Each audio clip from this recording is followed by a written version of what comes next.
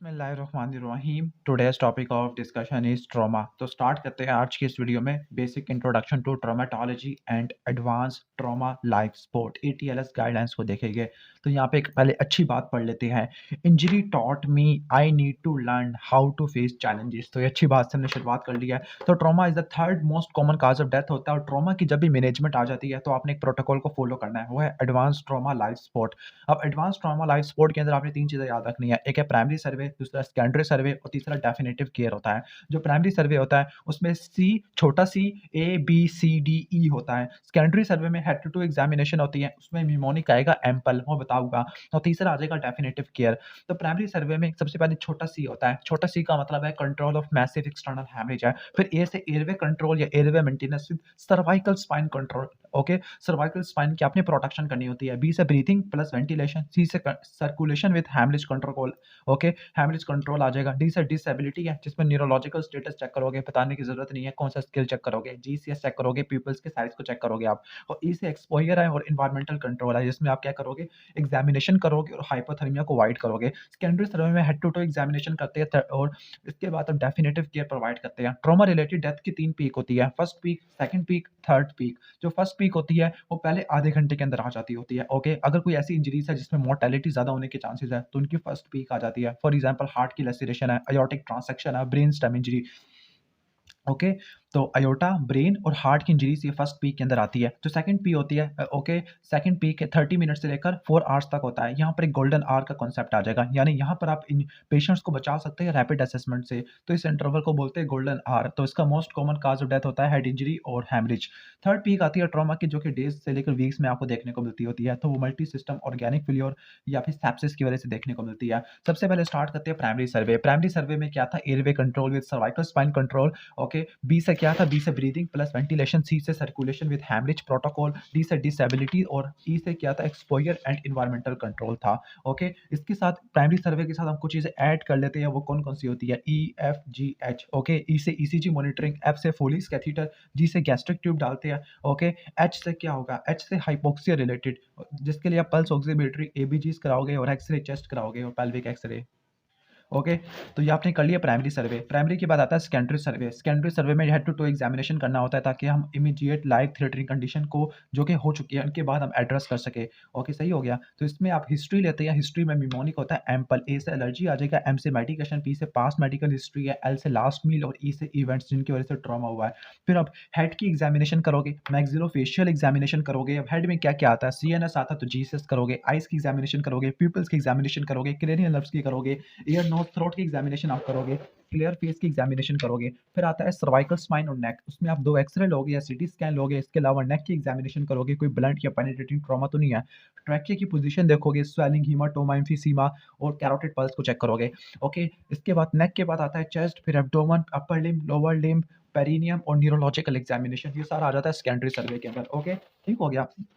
तो प्राइमरी सर्वे में आपका airway with cervical spine control. तो सबसे पहले आपने क्या देखना है कि आपने पेशेंट का नाम पूछना है। अगर पेशेंट अपना नाम बता देता है दैट मीन्स उसका एयरवे पेटेंट होता है। अब एयरवे ऑब्स्ट्रक्शन के क्या साइंस होते हैं, सबसे पहले आपने ये देखना है कि एयरवे पेटेंट है या नहीं। तो आपने एयरवे ऑब्स्ट्रक्शन के साइंस चेक करने हैं। अगर हाइपोक्सिया है तो पेशेंट में एजिटेशन होगा, अगर हाइपरकैप्निया है तो पेशेंट में ऑब्टेंडेशन होगा, मतलब पेशेंट कोलैप्स हुआ पड़ा होगा। अगर हाइपोक्सीमिया है तो साइनोसिस होगा।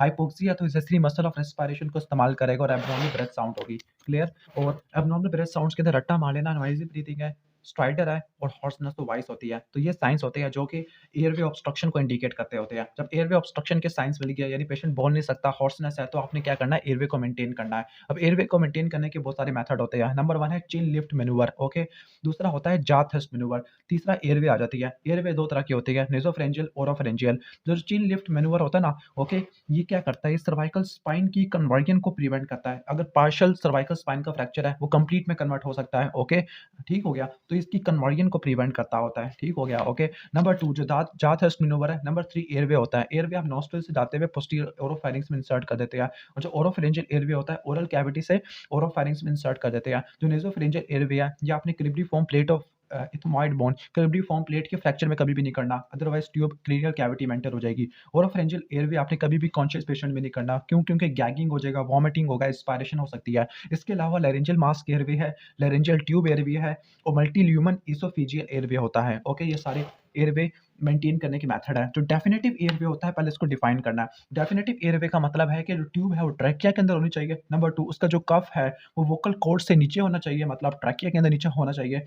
ओके, और जो ट्यूब है वो ऑक्सीजन रिच वेंटिलेशन से कनेक्टेड होनी चाहिए। अब जो डेफिनेटिव एयरवे होता है, यानी ट्यूब ट्रैकिया के अंदर हो, कफ वोकल कॉर्ड के नीचे हो, इन्फ्लेटेड हो और ट्यूब के साथ ऑक्सीजन अटैच हो। तो डेफिनेटिव एयरवे के आगे आपको पता है कि 3 टाइप्स होती है, ओरोट्रैकियल एयरवे, नेज़ोट्रैकियल एयरवे। प्रेफरेबल होता है ओरोट्रैकियल। जो नेज़ोट्रैकियल होता है आपने एपनिया वाले पेशेंट में कॉन्ट्राइंडिकेटेड होता है। बाकी तीसरा होता है सर्जिकल एयरवे। सर्जिकल एयरवे में क्रिकोथैलेडोटमी और ट्रैकियोस्टमी आ जाती होती है। ओके, ठीक हो गया। अब वही आ जाती है इंडिकेशन ऑफ डेफिनेटिव एयरवे कब डालना होता है। जब पेशेंट में हाइपोक्सिया था, हाइपरकैप्निया था, टैकिप्निया था, ओके, मैक्सिलोफेशियल ट्रॉमा था, कोमे के अंदर था, जीसीएस काफ़ी ज़्यादा कम था, ब्लड लॉस काफ़ी ज़्यादा हो गया है, वॉल्यूम रिससिटेशन है, या एयरवे ऑब्स्ट्रक्शन के चांसेस ज़्यादा है। फॉर एग्जांपल नेक में हीमाटोमा है, लैरिंक्स की इंजरी है, ट्रैकिया की इंजरी है। इस केस में आपने क्या करना होता है, आपने डेफिनेटिव एयरवे को मेंटेन करना होता है। यानी अगर एयरवे ऑब्स्ट्रक्शन है, बी से ब्लड लॉस आपको देखने को मिलेगा, या कोई कैप्निया वगैरह आपको देखने को मिले, इस केस में आपने करना होता है। और ये आपने ज़रूर रखना है कि जब आप एयरवे को मेंटेन कर रहे हो तो आपने सर्वाइकल स्पाइन को इमोबिलाइज़ रखना होता है। इमोबिलाइज़ कैसे करोगे? सर्वाइकल स्पाइन कॉलर आप अटैच कर दोगे। ओके, इसके बाद है कि जब आपने एंडोट्रैकियल ट्यूब इंसर्ट कर लिया तो कैसे कंफर्म करोगे वाक़ई में ट्रैकिया के अंदर ही है या नहीं? तो नंबर 1, जब ऑस्कल्टेशन करेंगे तो हमें इक्वल ब्रेथ साउंड सुनाई देगी। नंबर 2, हमें एपिगैस्ट्री में कोई बोरबोरिग्मी साउंड नहीं सुनाई देगी। अगर बोरबोरिग्मी या गर्गलिंग साउंड सुनाई दी, इसका मतलब है ट्यूब इसोफेगस में चली गई है। Number 3, carbon dioxide detector attach कर देंगे ट्यूब के साथ। अगर CO2 आ रही है, दैट मीन्स करेक्ट प्लेस किया। लास्ट में चेस्ट एक्स-रे सबसे अच्छा होता है। तो चेस्ट एक्स-रे से, CO2 डिटेक्टर से, एपिगैस्ट्री में बोरबोरिग्मी नहीं है, और इक्वल ब्रेथ साउंड से। ओके, इसके बाद क्रिकोथैलेडोटमी होता है। क्रिकोथैलेडोटमी आपको पता है सर्जिकल एयरवे में आता है, ट्रैकियोस्टोमी, क्रिकोथैलेडोटमी, नेज़ोट्रैकियल और ओरोट्रैकियल इंट्यूबेशन, ये डेफिनेटिव एयर में आता होता है। इसमें क्रिकोथैलेड मेम्ब्रेन के अंदर ट्रांसवर्स ओपनिंग करते होते हैं और वहाँ से आप एंडोट्रैकियल ट्यूब या ट्रैकियोस्टोमी ट्यूब को इंसर्ट कर दोगे। तो ये तो आ गया आपका एयरवे वाला पोर्शन, ठीक हो गया। इसके बाद ब्रीथिंग और वेंटिलेशन वाला पोर्शन है। ओके, आपने एयरवे को मेंटेन कर लिया लेकिन वेंटिलेशन नहीं दिया। वेंटिलेशन का मतलब है एडिक्वेट गैसियस एक्सचेंज करना, और एडिक्वेट गैसियस एक्सचेंज 3 चीज़ों पे डिपेंड करता है, लंग्स पर, चेस्ट वॉल पर और इसके मसल्स पर, डायाफ्राम पर। तो ये ओके, तो कैसे पता लगेगा कि ब्रीथिंग को आपने कैसे असेस करना है? क्योंकि सबसे पहले तो आप एयरवे ऑब्स्ट्रक्शन को आपने देख लिया, दूसरा आपने ब्रीथिंग को असेस करना होता है। कैसे करोगे? इंस्पेक्शन के अंदर आप चेस्ट वॉल की मूवमेंट चेक करोगे, पाल्पेशन के अंदर पोजीशन ऑफ ट्रैकिया देखोगे, परकशन के अंदर आप चेस्ट को सुनोगे, डलनेस या हाइपर रेजोनेंट नोट सुनोगे, और ऑस्कल्टेशन के अंदर आप ब्रेथ साउंड को सुनोगे। ओके, ऑस्कल्ट यानी इंस्पेक्शन, पाल्पेशन, परकशन, ऑस्कल्टेशन आ जाएगा। कैसे मैनेज करोगे? हाई कंसंट्रेशन ऑक्सीजन लगाओगे आप। नंबर 2, बैक मास्क डिवाइस से आप क्या करोगे? वेंटिलेट करोगे। ओके, तो ऑक्सीजन दोगे 100%, स्पेसिफिकली आप उसका फ्लो रेट होगा 11 लीटर पर मिनट, और वो कैसे दोगे? बैग मास्क डिवाइस से दोगे। ओके, और अगर साथ लाइफ थ्रेटनिंग कंडीशन है तो आप एडिशनल ट्रीटमेंट करोगे। फॉर एग्जांपल टेंशन न्यूमोथोरैक्स है तो आप थोरैकोसेंटिसिस करते हो सेकंड इंटरकोस्टल स्पेस में क्लेविकुलर लाइन में, followed by chest tube intubation जो कि फिफ्थ इंटरकोस्टल स्पेस में होती है एंटीरियर एक्सिलरी लाइन के अंदर। मैसिव हीमोथोरैक्स है, वन सेकंड चेस्ट इंट्यूबेशन करोगे। ओके, सही हो गया। और ऑक्सीजन का रेट कितना होना चाहिए? 11 लीटर पर मिनट, और साथ आपने पल्स ऑक्सीमीटर लगा देना है ताकि ऑक्सीजन की सैचुरेशन चेक करें, 95 से ऊपर होनी चाहिए।